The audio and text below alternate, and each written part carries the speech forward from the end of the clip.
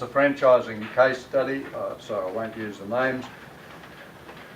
There were three components of the franchise fee that they paid.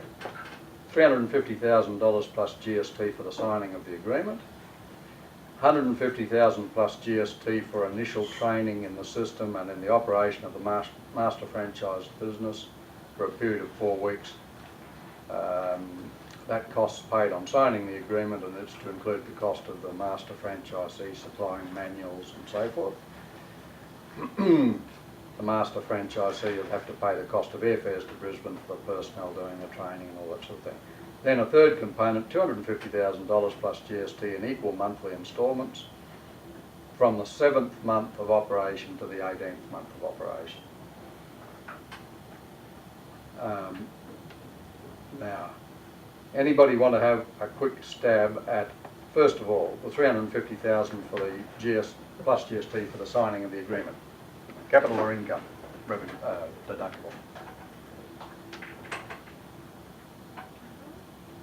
Have a quick crack at it.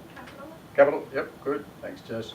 150 plus GST for initial training on the system and on the operation of the master franchise business, getting the manuals, some airfares for the people to come up and train and all that sort of thing, 150 grand. Deductible or not? Or capital? Deductible. Deductible? I like your logic, but turns out it doesn't work that way. But I'll explain that in a second. And I would have, the whole reason they broke it up like that was in an effort to make it deductible. They were hoping to.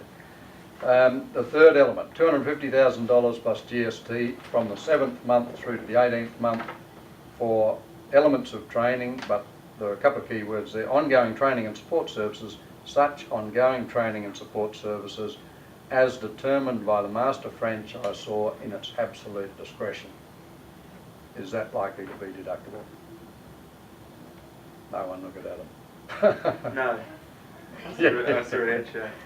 Could have just let me put you. Yeah. He's brushing flies. Okay, anybody think that's deductible or non-deductible? What do you reckon? I'm going to go with no, because there's an element of discretion, like that plays into it somehow. Yeah. Like it isn't defined Yes. services for the ongoing treatment of it. So it turns out, I don't know much about this, so we just got Richard Friend involved. There's a case, I think it is Labrador or something like that, we've got the detail there. And this, as far as they're concerned, this is all about just trying to take a capital franchise fee and turn it into a revenue thing. Now, the fact that the 250 is payable from the 7th month to the 18th month, it really turns out that our client's a good negotiator and he just didn't want to pay it all up front. So it looked convenient because, well, the business started ages ago, surely it's ongoing training, but as Scott said, it's at the discretion. So is it really training? So that one bit the dust. The 150 was initial training, and it's not deductible, and part of it is around the arguments of has the business started or not. So there's a whole raft of arguments in there.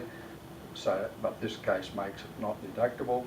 So really, that's all you need. I mean, ask me questions if you'd like to, but that's all you need to know, and that is that we have a client file where we've got that advice. You can easily, therefore, look it up. And the person who does this client, and I'll identify the client after we stop filming, will obviously need to know about this, but we've flagged it on the file already. Now the next part is, any questions on that part? The next part is that the client bought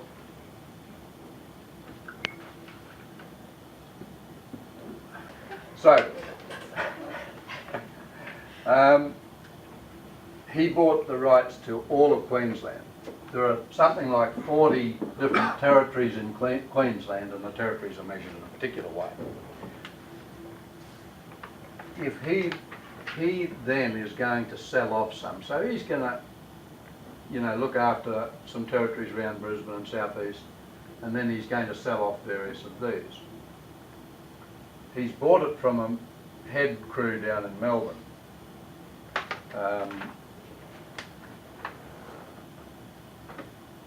Who thinks, let's say he sells just 2 territories off.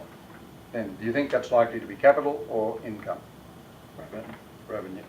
So, yeah, capital or revenue? Capital? Good, yep.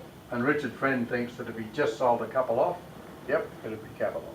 He's actually planning to sell probably 20, probably half of them off. Now what is it? Capital or income? Income. Yep. Why? Because is it sort of seen as that's your, I guess, your business and the frequency of it, the level of it? Yeah, it's sort of, that's a reasonable way of putting it up. In other words, it's a bit like the old buying with the intention of reselling at a profit with land, you know. It's just gone into the character of a trading type operation, yeah. So all of it's deductible. So that's not all that surprising. The time frame they wrote that from when he got all of it to selling off, did that come into play? If your intention was to buy with the intention of selling, the time frame's not all that relevant. We didn't even debate it much because he wants to do it quickly. Now, the cost of that, the cost we worked out a minute ago was probably going to be about 700,000, 750, wasn't it? Because he's paid 750 in capital for all of this. So how much of that cost is deductible against those capital receipts? Anybody want to have a guess? Would you apportion it? I'd like to, yep. Taking it none of it. It's a good guess, Jess, and I would have thought you probably could. And if he had bought all these territories as a bundle from them and resold the same thing, and the franchisor who he sold it to, who he sold it to, then had a relationship with this franchisor, then you'd be right. What he's done though is create new rights, because he's bought that block. He decides what the territories are. He sells them off.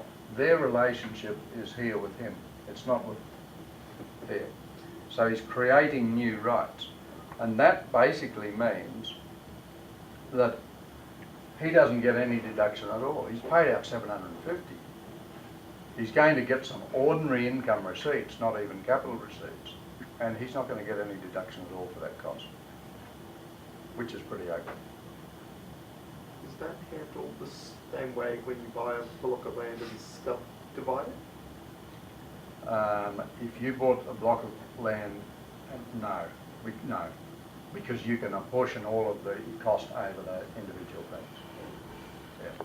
Couldn't you make the same argument for the size of the territories?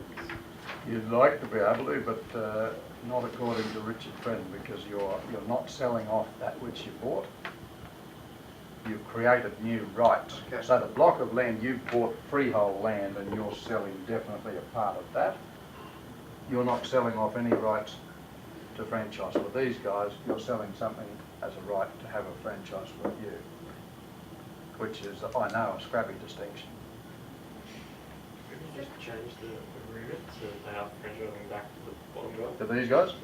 Yeah. Well, what then would happen, Chris, is that the franchise fees these guys pay would then be payable to them, not to you. So you walk away from $150,000 a thing, and you walk away from a regular flow of income of providing services.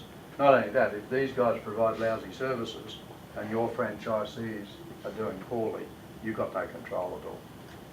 Presumably that means then, on that basis, that the territory he keeps, there's be a lot more value in that than if he did sell it off where they have a relationship with the original franchisor. So then, that's sort of creating value in what he's keeping. So in the long run as well, would be better off. You mean the cost base is concentrating down into his? Yes.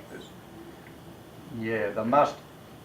I suppose I'm just thinking from more like a logic point of view rather than what the vision law might be. So when he comes to sell, like if he ever came to sell his, it would be worth a lot more than just on an apportionment basis of, say, area, because it's got that income from all the other territories as well. I think, let's suppose he keeps these territories here.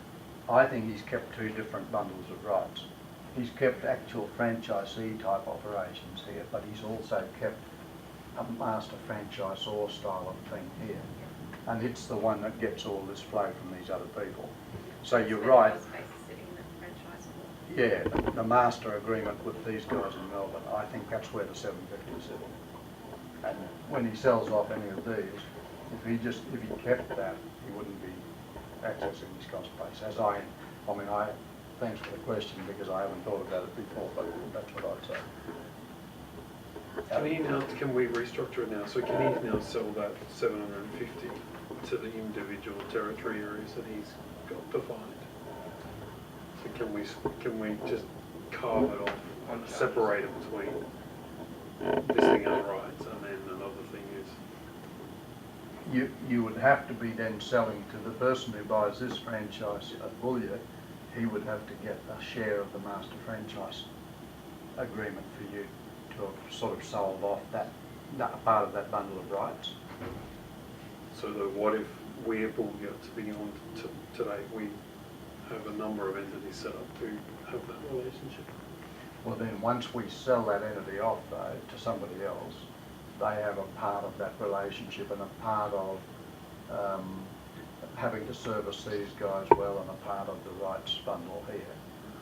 So it sort of gets a bit scrappy. I guess it's not as serious as it sounds, because if you take 750 and divide it by 45, you're not missing out on a huge sum. Correct. The client's sort of, I suppose, reconciled himself to that, and the next time you hear him agonise about it will be when he sees a tax bill.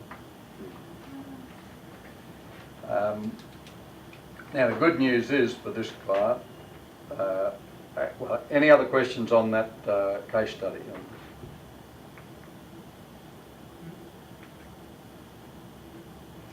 So, summary of that is he's creating new rights, because he didn't buy 45 territories, he just bought Queensland. He's creating the rights, defining the territories and all that, and selling off a new thing, and can't get the cost base applied.